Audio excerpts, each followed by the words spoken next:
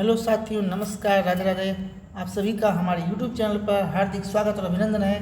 हम लेकर आए हैं आपके लिए BTC सेकंड सेमेस्टर का प्रीवियस ईयर क्वेश्चन पेपर लेकर आए हैं सन 2016 का।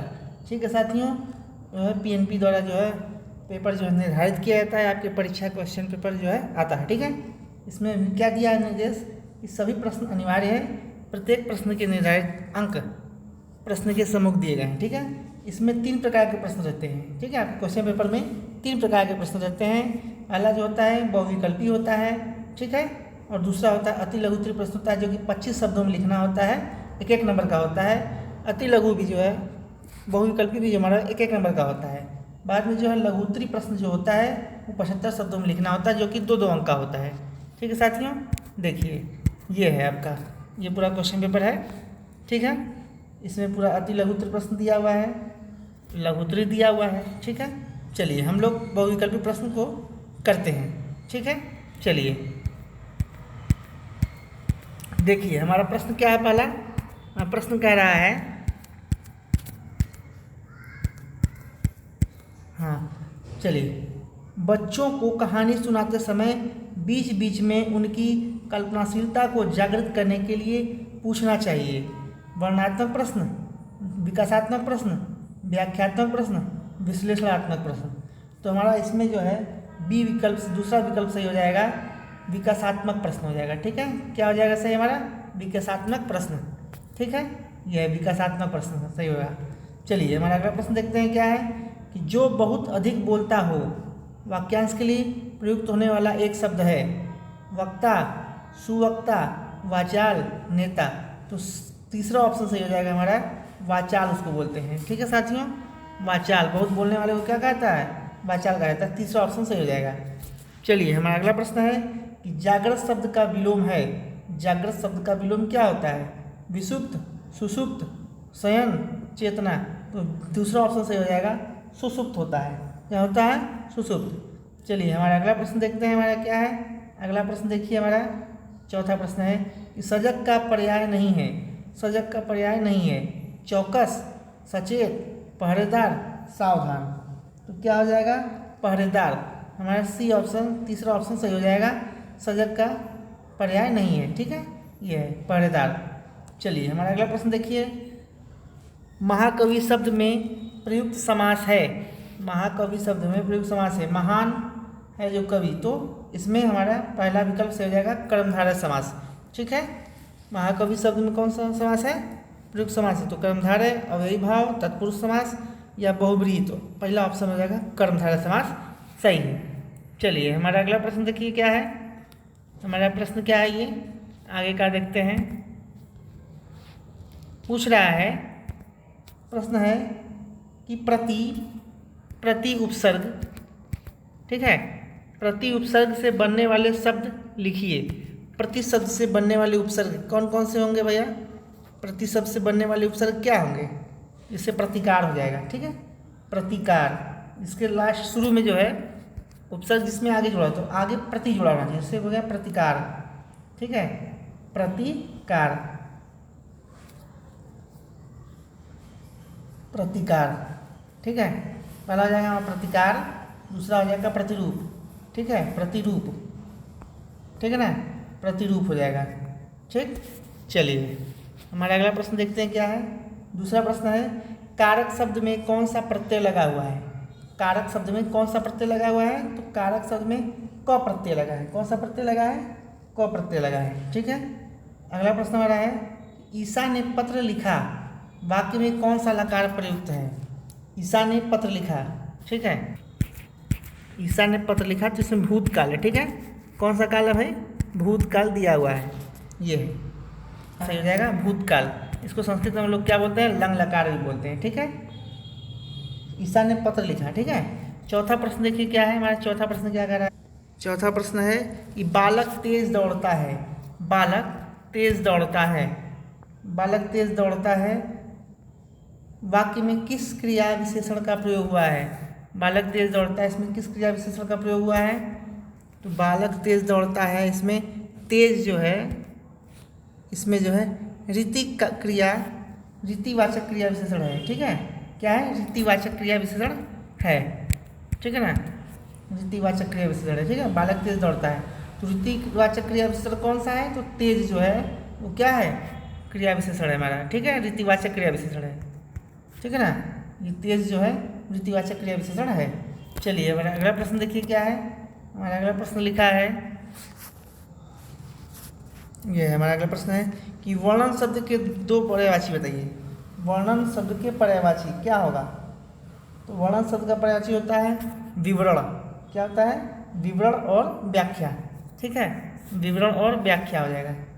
ये है विवरण और व्याख्या, ठीक है ना। ये विवरण और व्याख्या, ये हमारा 5वां क्वेश्चन का आंसर है, ठीक है। विवरण और व्याख्या ये वर्णन का पर्यायवाची है, ठीक है साथियों। चलिए अगला प्रश्न देखते हैं हमारा क्या है। हमारा अगला प्रश्न है लघुत्तरी प्रश्न, ये है सर्वनाम। सर्वनाम शब्द के दो उदाहरण दीजिए, ठीक है। सर्वनाम शब्द के दो उदाहरण, दो उदाहरण कौन कौन से हो जाएंगे हमारा, सर्वनाम शब्द के दो उदाहरण देखिए, यह वह, ठीक है। सर्वनाम शब्द के दो उदाहरण में क्या हो जाएंगे, एक हो जाता है यह और दूसरा होगा वह, ठीक है। यह और वह, ये सर्वनाम शब्द के दो उदाहरण हैं। चलिए हमारा अगला प्रश्न क्या है, लघुत्तरी प्रश्न हमको करना है, ठीक है। यह है पहला प्रश्न क्या है लघुत्तरी का, क्रिया विशेषण किसे कहते हैं, उदाहरण देकर स्पष्ट कीजिए। क्रिया विशेषण किसे कहते हैं, ठीक है। चलिए क्रिया विशेषण के लिए देखते हैं हम लोग, तो क्रिया विशेषण किसे कहते हैं, जो शब्द क्रिया की विशेषता बताते हैं उन्हें क्रिया विशेषण कहते हैं, ठीक है। जो शब्द क्रिया की विशेषता बताते हैं उन्हें क्रिया विशेषण कहते हैं। उदाहरण देखिए क्या है, राम सुंदर लिखता है, राम सुंदर लिखता है। इस वाक्य में सुंदर जो है, सुंदर शब्द में क्रिया विशेषण है, विशेषता बताया जा रहा है, किसकी, लिखने की विशेषता बताया जा रहा है, अतः यह शब्द क्या है, क्रिया विशेषण है, ठीक है। चलिए ठीक है ना। आइए हमारा अगला प्रश्न देखिए क्या है। हमारा अगला प्रश्न दिया हुआ है कि गद्य शिक्षण के सामान्य उद्देश्य, ठीक है, गद्य शिक्षण के सामान्य उद्देश्य का वर्णन कीजिए। देखिए गद्य शिक्षण का सामान्य उद्देश्य क्या है कि भाषा शिक्षण में, ठीक है, भाषा शिक्षण का उद्देश्य जो होता है, भाषा शिक्षण का उद्देश्य विद्यार्थियों को सुनने, बोलने, पढ़ने, लिखने की क्षमता विकसित करना है, ठीक है। भाषा शिक्षण का उद्देश्य विद्यार्थियों में सुनने, बोलने, पढ़ने, लिखने की क्षमता विकसित करना है। जैसे सुबोपली होता है ना, सुनना, बोलना, पढ़ना, लिखना, ये ठीक है, ये कौशल है भाषा शिक्षण के, ठीक है। इसके माध्यम से शब्द, भाषा, प्रयोग, विचार, अभिव्यक्ति, साहित्य के प्रति रुचि तथा सामाजिक और नैतिक मूल्यों का विकास किया जाता है, ठीक है। भाषा शिक्षण का उद्देश्य विद्यार्थियों में सुनने, बोलने, पढ़ने और लिखने की क्षमता विकसित करना है। इसके माध्यम से शुद्ध भाषा का प्रयोग, विचार, अभिव्यक्ति, साहित्य के प्रति रुचि और सामाजिक एवं नैतिक मूल्यों का विकास किया जाता है। चलिए ठीक है, ये हमारा हो गया। अगला प्रश्न देखिए क्या दिया हुआ है, क्या कि वाक्य किसे कहते हैं, उदाहरण स्पष्ट कीजिए। उदाहरण स्पष्ट कीजिए। देखिए तो वाक्य किसे कहते हैं, तो शब्दों का ऐसा समूह जिससे पूर्ण अर्थ प्रकट हो, वाक्य कहलाता है।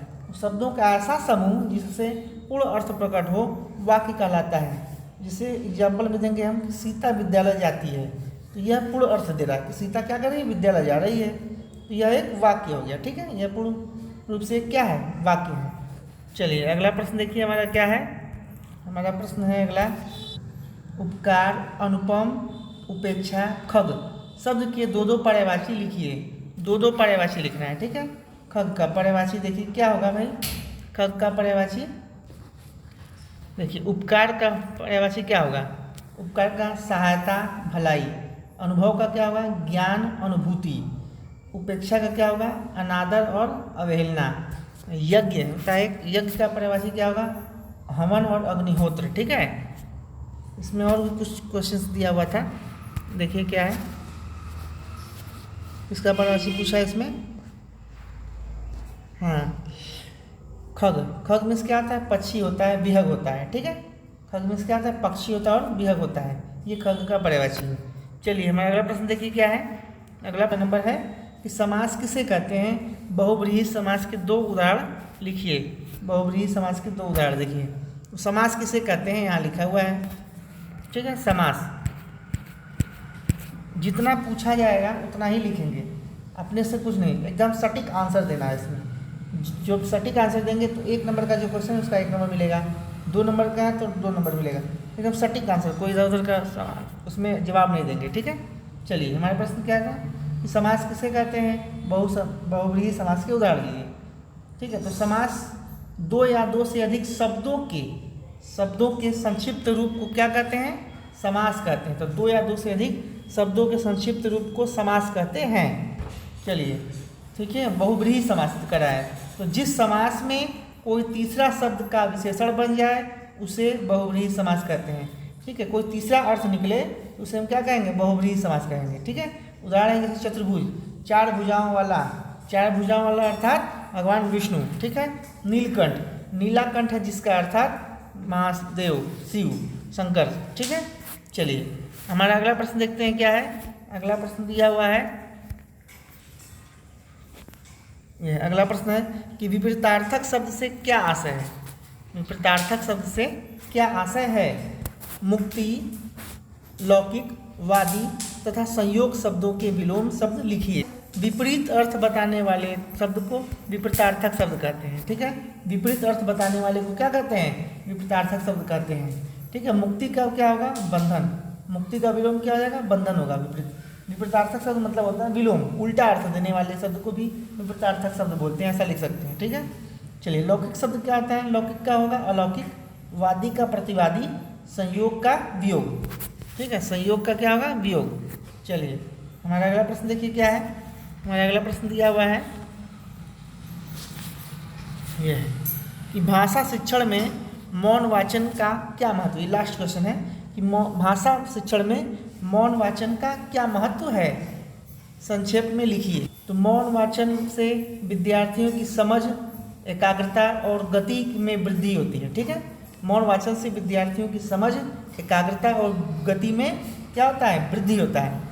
इससे शब्द ज्ञान में वृद्धि होता है, शब्द भंडार में वृद्धि होती है, ठीक है।